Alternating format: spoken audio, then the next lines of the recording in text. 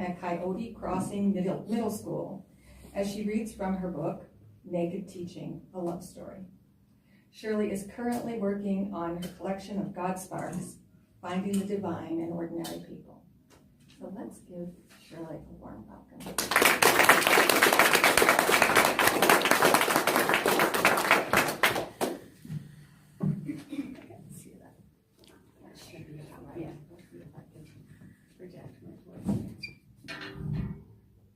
Heard that, didn't you? Can you hear me? Yeah. Yes. Okay, good. Wow, look at you. Thank you for coming. Hi. Yeah, and I heard educator voices, correct? Yeah, some educators in the group. How wonderful. Thank you. Thank you, anybody who's ever been in a classroom who has worked with kids, who's had kids, because parents are the first teachers. So I had a little blurb here that I was going to tell you about. Yeah. Nope, you're fine. I just can't see you. Oh, okay. Better? That's much better. Thank you. Okay. So welcome from me too. And thank you all so much for coming. And celebrating the written and spoken word. I'll be so eager to hear the rest of you as you read as well. And yes, this is a gorgeous, gorgeous venue under the auspices of our elk in the attic. So the chronology is this. In 2005, I was an inclusion specialist in Yarmouth High School, an upscale coastal town in Maine. At the time, my late husband and I lived on Peaks Island, reachable only by ferry from Portland Harbor, a ferry that was still stone cold at 6:15 a.m. in the morning in the winter. For years, we've been dreaming of a warm retirement in northern Arizona.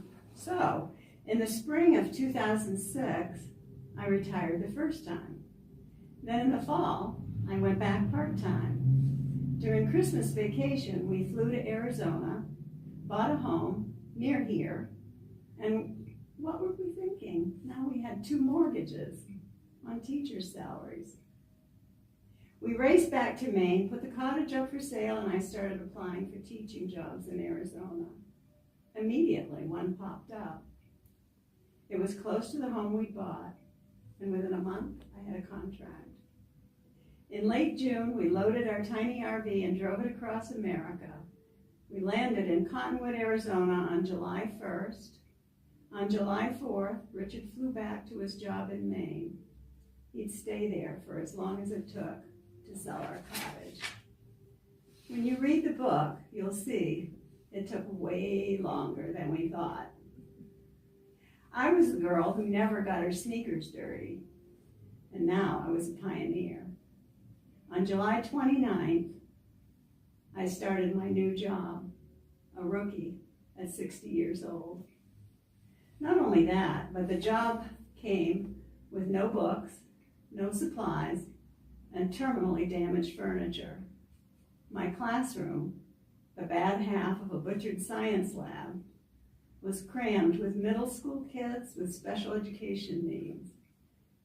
Kids who were charming and funny and horrid and endearing, but who had almost no idea how to be students. Boombox is one of my little vignettes that will show how we worked it, the kids and me. So please, come into my classroom, meet the stars, and see if a little magic happens. Boombox. I click Scott August's Emergence into my ancient CD player, and my classroom's early morning darkness shifts. I just had cataract surgery, and I'm still experimenting with my eyes. Sorry. And the early morning darkness shifts. Listen. The desert wren signals, and a wind lifts along the canyon. Thunder. Hint of coyote, memories of cicadas rasping, Listen. A bee searches out its honey. A lone fly soars and dives. A flute makes love to the breeze, and the world blossoms in wonder. Music hath charms to soothe the savage breast, to soften rocks or bend a knotted oak. I really want this to work, for the music to signal quiet working for language arts, not me nagging it's time to start. We'll see. Takala, my Apache princess, slips in, claims her seat by the door that automatically locks every time it closes. She's an arm's length from the doorknob.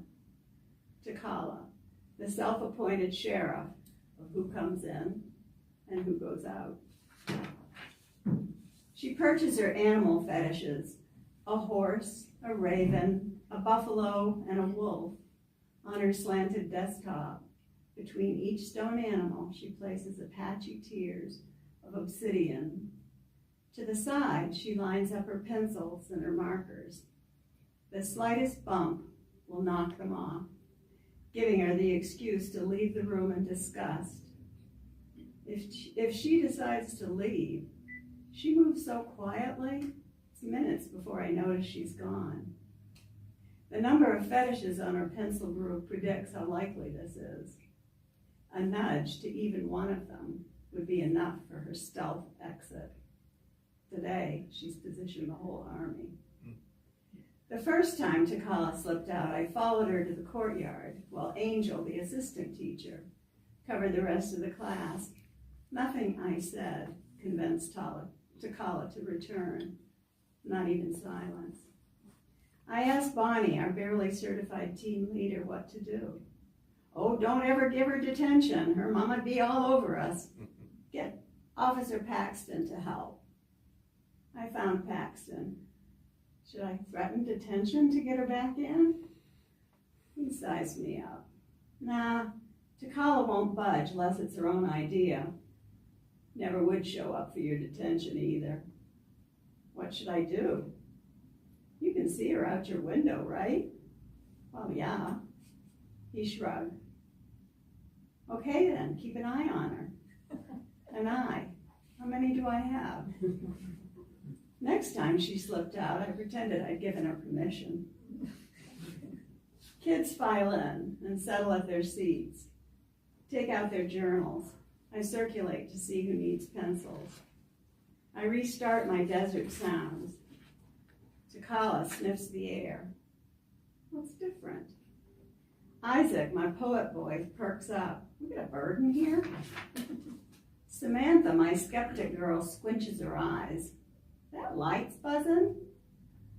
Helio, my gift of the sun boy, cocks his head. Jeremiah, my half bully, half spy boy, is late again. I'm so glad. Virgil, my Indian wannabe boy, bulges his jaw muscles and slings his head to the top of the locking cabinet. 9 sets of eyes follow his gaze to the CD player. Takala releases the smallest eye glimmer and bends over her journal, raven hair concealing her thoughts. What's that buzz? Isaac says. Why do we have to listen to that crap? I want my own music. I glance at earbuds around his neck, one already in his ear. This triggers his paranoia. Why do I have to take him out? Not fair. Listen to your own music, or mine, whatever, as long as you keep your A average. He pulls out his earbud, raises his head so I almost see his eyes. It's okay, he says, your music. You never know. There's a flicker outside the window and Jeremiah's peering in, making gargoyle faces. He vanishes below the sill. A minute later, he's banging on the door. Takala reaches behind her, opens the door the tiniest amount, holds it there. Jeremiah keeps banging, then yanks the knob out of her hand and fills the doorway. Takala straightens back into her seat and smiles down at her fetishes. Jeremiah squints at the board and puckers his tiny mouth. When he finally sits, he takes out his miniature skateboard and flip flips it, alternating between the table and his leg. I ain't doing it, he says to no one. Like I don't hear, I hand him his journal and special colored pencils I bought with him in mind. The writing prompt is my favorite TV show. Jeremiah sketches a TV. His perspective is impressive. Where does he get the geometry sense for that? Inborn? The flute fills the room, clear, high, piercing. At the sound, Jeremiah lurches, pulling a black marker down through his TV screen. What's that? Ah, he looks at me. Shit, stops himself.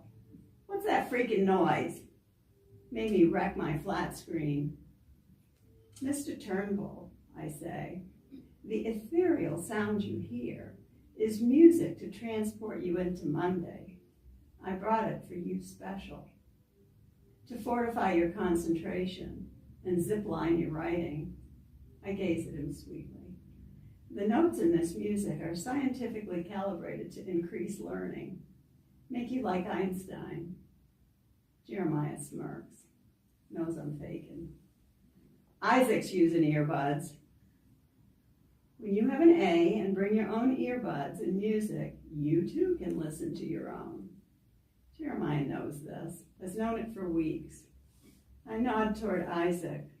Both his earbuds dangle loose. Besides, Isaac is listening to the smart music now, Jeremiah. Jeremiah says, when did you change the rule? We didn't talk about this. You're always changing things. Does he have to bluster every single day? I sigh. Be on time if you don't want to miss out. That noise sucks and I can't work. Wrecked my TV. Not fair, right, Isaac? Isaac's silent. I head to the whiteboard to mark Jeremiah's blurs. No calling across the room. Isaac's working. There are only 2 rules in this butchered half of a science lab. Be kind and help yourself and others learn. Jeremiah says, I ain't getting no blurts for when you change things. He slings his head toward the front of the room. Am I, Isaac? Isaac's still silent. He's had his A average for a whole week. The rebel solidarity weakens. Jeremiah, that's 3 blurts for disturbing the learning of others. 1 for being late, 2 for yelling across the room. Jeremiah rips the page with a destroyed TV out of his journal, crosses his arms over his broad 14-year-old chest, and stares into space. But he's quiet. He shakes his head. No, but picks up his pencil, starts over. From the other side of the room, Helio watches, and when he sees me looking at him, turns to Rosa, my helping girl. She whispers something, and Helio opens his journal. Dylan, my guitar boy, pilot wannabe boy, raises his hand. Bathroom? That music makes me have to pee. Jeremiah barks a laugh. Everything makes Dylan have to pee. Bang, blam, bang. Takala opens the door. Angel lumbers in. Jeremiah snarls. She's late. Blurt her. Since I'm standing right beside him, I can pretend it's a conversation, so I don't blurt him. I lie instead. She's a teacher, and she has an arrangement. We both know arrangement. Angel has no arrangement. I've been trying since August to get her to cut the chatter, set an example, and mostly failing. I nod at Angel, then toward Jeremiah, signaling her to work with him. She gets the hint, but first goes to her workspace. She's rigged 2 little desks for herself, set at right angles on the other side of the door from Takala. She's bordered these with 2 small bookcases that Phil, our custodial hero, found somewhere. This allows Angel a 2-cornered retreat. She disappears, rustles, reappears. In this tiny, too crowded classroom, I have teacher status. Angel has space status. There, I'm here, Angel says. Lucky my daughter's late on Mondays. My car's broken. Frank had the dentist appointment at 8, and I didn't want him to go alone this time, so Dawn took her car and dropped him off, and then dropped me off here, so's I'm late. Frank's Angel's non-working, non-looking for a job husband. She goes on. Last time Frank got so much Novocaine, nasty. Couldn't drive, and I had to take and leave school and go get him. And that time it was right in the middle of lunch, and Bonnie, Miss Baines, was not happy, not one bit. This time, if my Frank has to have it pulled right out, well, Dawn can take him home. Later, she can come get me when she has a break this afternoon. I stare at her and wonder, hasn't she got the hang of what a real classroom is by now? It's 8 weeks since school started, and Angel's the noisiest person in a room full of the most distractible kids in the entire system. Why she get to talk all the time, Jeremiah growls. Give her a blurt. Besides, I can't hear the music. She's a teacher, I tell him, and teachers are supposed to talk. Wait, did he say can't hear the music? If so, I can't appear to notice, or he'll see it pleases me and go all oppositional on me again. I tackle his grievance about Angel instead. I nod at her. Everybody needs to be quiet when people are working. I raise my eyebrows. Right, Mrs. Bartlett? My neck muscles are pulled like string. Angel looks puzzled. I explain again, trying too hard to keep exasperation out of my voice. When students are working and someone walks in the door, I check the back mirror. Is my smile friendly? Deep breath. We are all, every one of us, needs to stay right on topic. When the music's on, it's time to be quiet. Everyone watches the two of us. The clock ticks. A glimmer passes behind Angel's eyes. She hums briefly, and plops down beside Jeremiah. That your flat screen there? Big one, huh? What's that show you're watching? When did she check the whiteboard for today's assignment? Takala raises her hand slowly, elegantly. Is that Scott August? I nod.